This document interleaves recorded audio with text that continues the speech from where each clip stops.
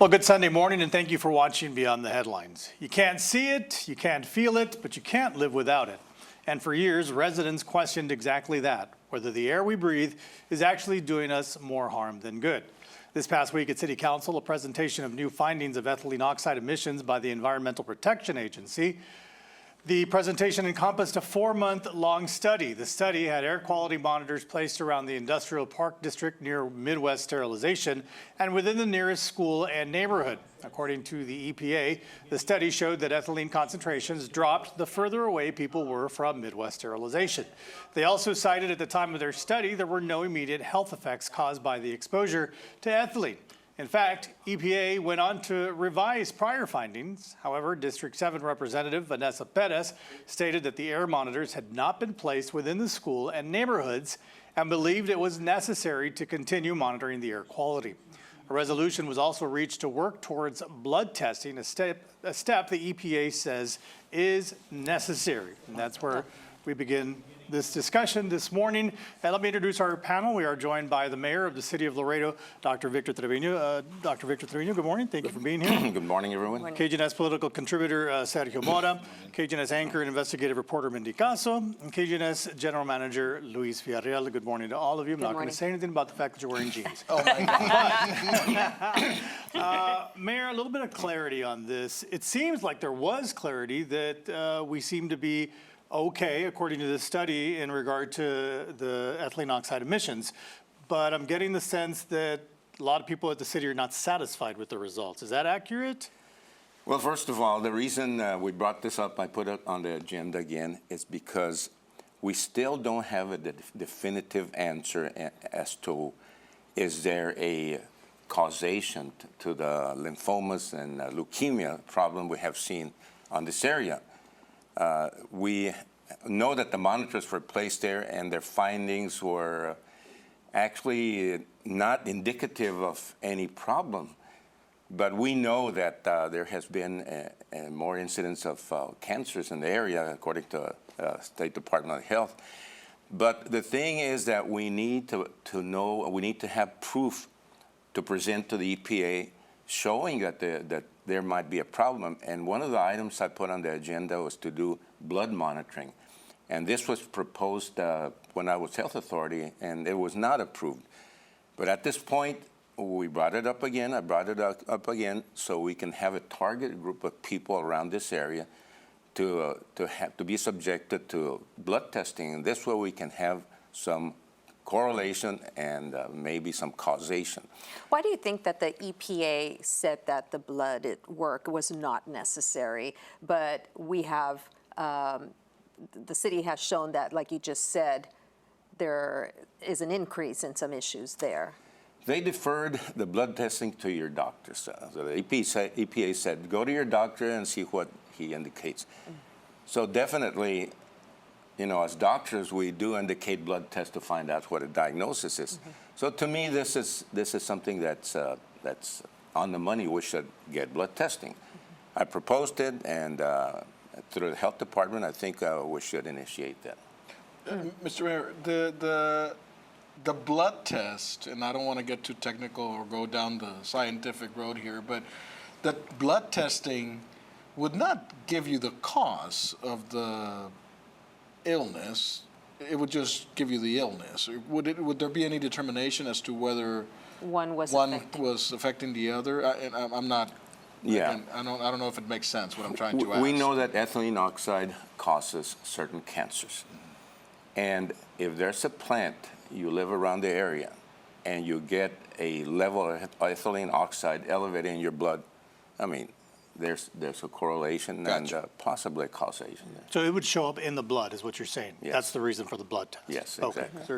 Okay. The EPA just issued a ruling regarding ethylene oxide and mandating that there's going to be drastic reductions. Do you know, like, what the timetable is for that? Like, when in Laredo are we going to see that implemented? And is there going to be any sort of, for those that have been affected over the long term, anything that's going to be done to help them out?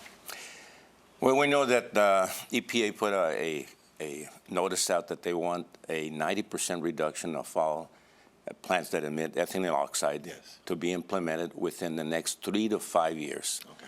So they have up to 3 to 5 years, and it could be prolonged if necessary. So this is indicative to me that there is a concern, there is a problem, and we know there is a problem. But what we have to have is proof. We need to have to me, blood test to indicate, and to me that would be a proof to the EPA that the situation is there. Dr. Victor Trevino, Mayor for the City of Laredo. Doctor, I want to cut this conversation in half and move on to something else that really has transpired over the past several weeks. But this past week, again, we saw tractor trailers backing up for miles, okay? We've got a sped up image of some of the traffic this week, and it's an important topic because it's been affecting the traffic on Mines Road, and we see it very often, the traffic to the World Trade Bridge. You did provide a statement to us, and in part you said that the safety of the public is a priority and that you're working with officials in Mexico on the problems caused by the system outages, and that with these challenges also come opportunities for improvement to stay competitive in the global marketplace. Of extreme importance, I know Luis had a lot of questions about this, and so I wanted Luis to go ahead and have the opportunity to address it. One of the things that was on, at the top of my head, Mayor, is this the failures, the apparent failures in the customs apparatus on the Mexican side of the border, is that a local thing or is it affecting nationwide? I guess my question is, if you go down to the valley, are they having the same issues? If you go up to El Paso, or is this a nationwide thing, or is this something that is Colombia? I mean, is Colombia having the same issues as opposed to the Laredo The World bridge? Trade Bridge. Do we know that?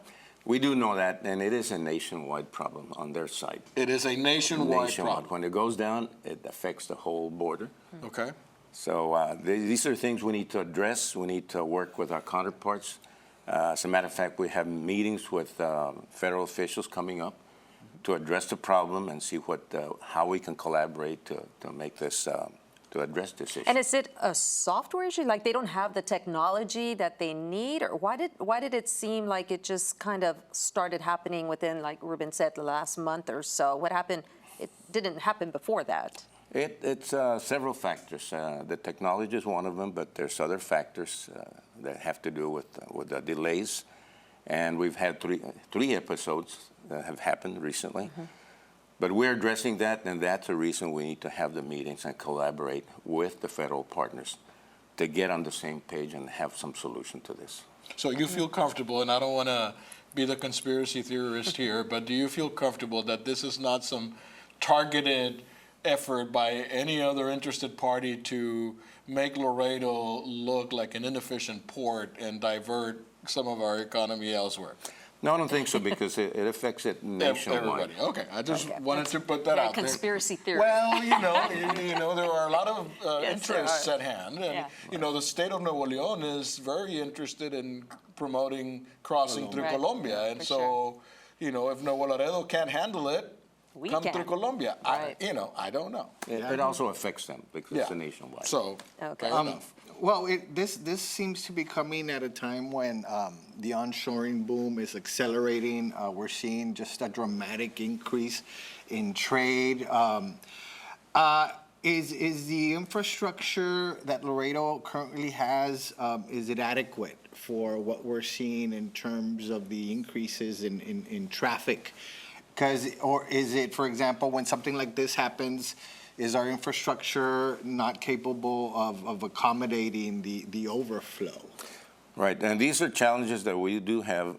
As a matter of fact, as a result of what happened, we're working on some protocols that we already have on our side of the river, so we can deal with a contingent plan when these things happen. And the plans are to, if necessary, submit an emergency declaration. So this gives us powers to the mayor to actually even close the bridges or direct traffic or make sure that the 18-wheelers are sent to warehouses. And actually, these are things that we need to have already prepared on our side. But because we're doing this, we want to share the protocols with our Mexican counterparts so we can be on the same page. Because these things may happen and possibly could happen again. So we have to get prepared. These conversations that you're having with your counterparts across the border and the Mexican government, do they include the stakeholders, the agentes aduanales, the freight forward associations? Are all these people involved in these conversations, or is this strictly a government conversation that's going back and forth? The actual conversation held with officials, elected federal officials, because they are the ones that handle the bridges and handle everything that we handle, like the bridges belong to the city. They handle that. They handle the aduanas. UNAM is a federal entity. So we have to talk to them. These are the ones that can do something about it. Now, the agentes aduanales can have a voice and an impact, but they cannot change any rulings or protocols. Gotcha. And just to wrap it up, Mayor, going back to these conversations with Mexico, what do they say is the issue? I mean, are they still using Windows 95? I mean, what is the problem on their end? That's one of the problems, but there's other factors, and those are the ones we're going to discuss. And they're kind of intriguing and detailed. There's a lot of factors that are concerning, and it has to do with the environment also. So these are things that need to be discussed at this level. And as a matter of fact, with this coming week, we will have a meeting with them. Do you feel they're committed to solving this problem on their side? Yes, because they're coming down here. Okay. So we're going to have a meeting, and these things will be addressed. So the thing is to focus on the solution. We know what the problems are. So how are we going to do it to be beneficial for our global trade? Mayor, thank you very much for your time. All right, quite welcome. All right, when we come back, history is made in a courtroom. The people of the state of New York versus Donald J. Trump. A first of its kind case in more ways than one when we come back.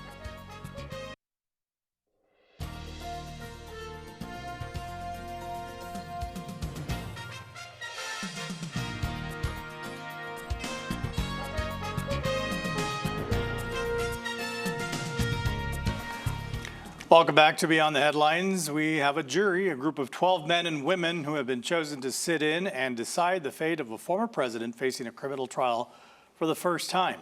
This past week, prosecutors and the defense team selected the jurors from a pool of nearly 200 people. Trump has pleaded not guilty to 34 counts of falsifying business records related to a $130,000 payment made to adult film actor Stormy Daniels at the end of the 2016 election cycle. Prosecutors say the payment was made to keep Daniels quiet about her alleged sexual encounter with Trump. However, he was denied the affair. So this is our second discussion this morning, the Trump trial. And I don't know, where do you want to start and who do you want to start with? Who wants to take a stab at this? Well, I want to start with, revealing the secret behind the desk, that you saw on the. That picture behind us is so You want to good. redeem yourself. Is I what want to you're saying. redeem There we myself. go. This is what I was prepared for this morning. I was not prepared to be showing the bottom leg, so I apologize. So many things here. How could they not have had not a settlement, but what do you call it, a plea agreement where they on plea out this, on it. where A settlement, yeah. a plea Where they plea plea out. agreement, They plea out. a plea agreement, so that this wouldn't come here. I don't understand that. Why would Trump's side let it go this far? Or was the district attorney not interested in a plea agreement? Why do we have to keep mentioning the fact that it was an adult film star every time we mention this story? I mean, does that have anything to do with the crime? No. The crime is the same, regardless of whether she was an adult star or just a film Mickey star. Mouse. It doesn't matter. It doesn't even have to do anything with the affair. It's just a misappropriation of campaign yes, funds. Yeah, but every time the story is brought up, But you forget have why it to. was. I mean, who goes around doing that in the first place? So my problem is that More people than we think, I'm sure. my problem with it goes to there is a group of people who, whether Donald Trump is in jail or convicted of the worst crime are still going to defend them. Of course. And that group of people, that number of people is not going to change. You're not going to change their mind. Anybody who was going to change their mind about Donald Trump has changed their mind already. Yeah. And so I don't think this theater that is created around this does anything but flame or fuel the flames of the fire of the potential danger when Trump loses his re-election or his election or this election. Completely agree with you. And that's what worries me is that we keep feeding these people all this rage about what they're doing to this poor man. Well, he's spinning an alternate narrative in that this is some sort of political hit job, when in fact it's just our system of justice. I understand that. I doing get what it you. does. Yeah, but if it was really just our system of justice, we probably would have found a plea agreement somewhere in there and not allowed this to go down this road. It is hard not to defend the process, and I get it. I just think that the narrative behind all of this is doing more harm than good. Now, from what I understand and from what I hear from political pundits and people that know this stuff, chances of him getting convicted are very small. Well, not only that, they've been having such a hard time even sitting a jury. They need 18, Well, they already which have all includes 12 as of Friday. They had all 12. And then a they couple were of them. and they were expected to have the alternates done by the end of the day, Friday. So But then a couple of them dropped out, or they had that to was dismiss before they got them. to that was before they got the 12. Yeah. So, I mean, he has, this is not his only ego problem, and he got a ruling for business fraud in New York. He has trying to overturn the election in Georgia. He has the sensitive classified materials, mishandling of them in Mar-a-Lago. Overall, over 90 felony counts that he's being tried. Wow. The people that are just looking at this politically are sort of not happy that this is the trial that just ended up starting exactly the weakest at this, one of them at all. the weakest one of them or the all. least important one, Exactly, if you want to call it that, exactly, right? because it was a $150,000 payment that Michael Cohen gave to Stormy Daniels. The adult film star. It's because the thing is, when you have a ex-Playboy model and an adult film star, you have to make the distinction, okay? Because if not, people will get confused. I feel sorry for her. If she ever becomes like a real movie star, she's never going to get rid of the adult film star tag, It just seems every time there's any mention of this thing, it's just you cannot finish it without saying adult film star. But the thing is this, I mean, you're right in that, like, for example, I personally wish that none of these things weren't happening at the moment because it feeds that narrative. He's obviously feeding the narrative that, hey, this is a conspiracy. That's right. That's what I was They're going out to to say. get me. It gives him an opportunity the establishment to coming to control get the us. narrative. Yeah, and you don't know how much money he raises Every by time. playing that victim Every and like time. the deep state is out to get me, et cetera. Is it et cetera. election interference? Yeah.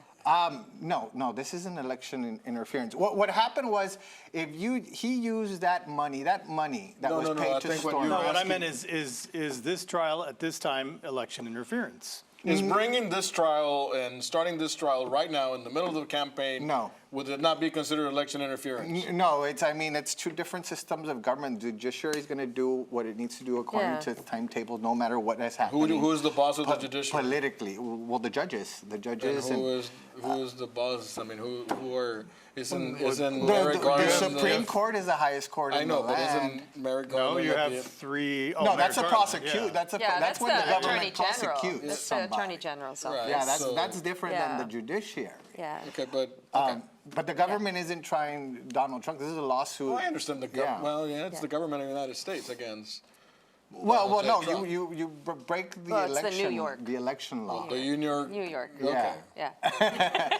But I mean, bottom line is that it's unfortunate that this is playing out. But at the same time, politically, there's a lot of people that aren't diehard Trump supporters that are on the fence, and they're seeing Trump sitting there, falling asleep, and like just being a regular Have you been watching citizen. this? No, I've been just reading about it. Okay. Because there are no cameras in there, right? Yeah, but there's those nice sketches. Yeah, and we do want to mention that the pundits just had Yeah. a field day with the falling, the sleepy Trump, sleepy because Trump. it is the first time a former president, has ever been painted asleep.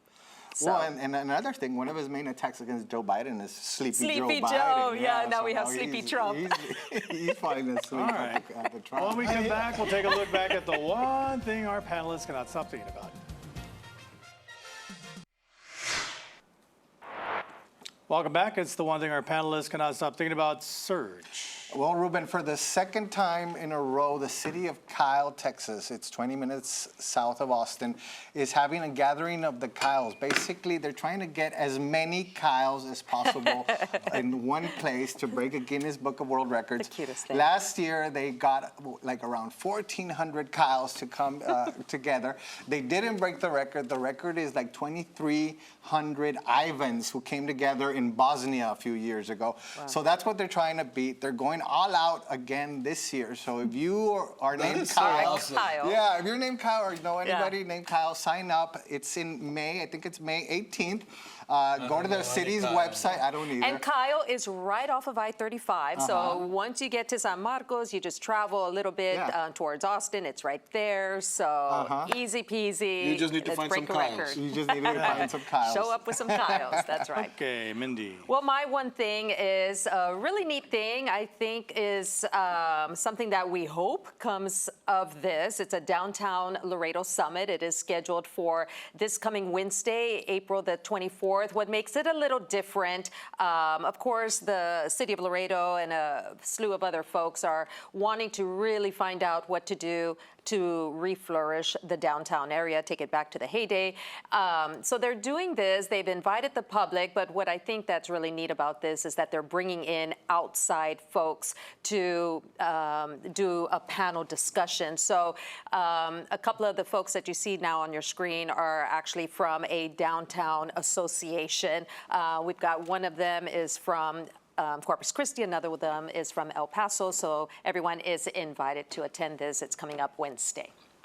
Luis. So I wish the mayor was still with us, but so I heard a statistic that autonomous trucks are about to become a thing, and there's actually talk that by 2030, 20 to 35, the percentage of autonomous trucks will be on the road, you know, so, and I started looking into this. There are over 4 million truck drivers in the United States. And you talk about a drastic shift in an economic driver of a particular country, and you're talking about 4 million people that within the next 20 years may find themselves without a job because there's no need for you anymore. Because we have these autonomous trucks. But how safe are those autonomous trucks? I'm Oh my sure they'll be gosh. safe whenever they actually put them out there, but I don't know, that's scary. it is. Big. But Yeah. My one thing is this lady right here with her son went viral because her and her son were at a hockey game, minor league hockey, and puck came flying towards them, and the man sitting next to them stood up and blocked the puck from hitting the little boy. So you can't really see. You see the puck coming at him, but you don't see how it actually happens. But basically, he saved the kid's life because there is a documented case of a young girl dying after getting hit by a puck. Now, this is vulcanized rubber, 1 inch thick, 3 inches in diameter. And so she went on TikTok and they found the man. The little boy dropped the ceremonial puck at one of the games. They got on front row seats. But that is, one time I was at a Bucks game and I was sitting somewhere where you could get hit by one. It came flying at me and I reached out my hand and I was gonna grab it. One of the Bucks players that was injured told me, don't! And so I pulled my hand. He says, that would have broken your hand. So yeah, Wow. scary stuff. Anyway, Wow. thank you all. Thank you all. Have a blessed Sunday.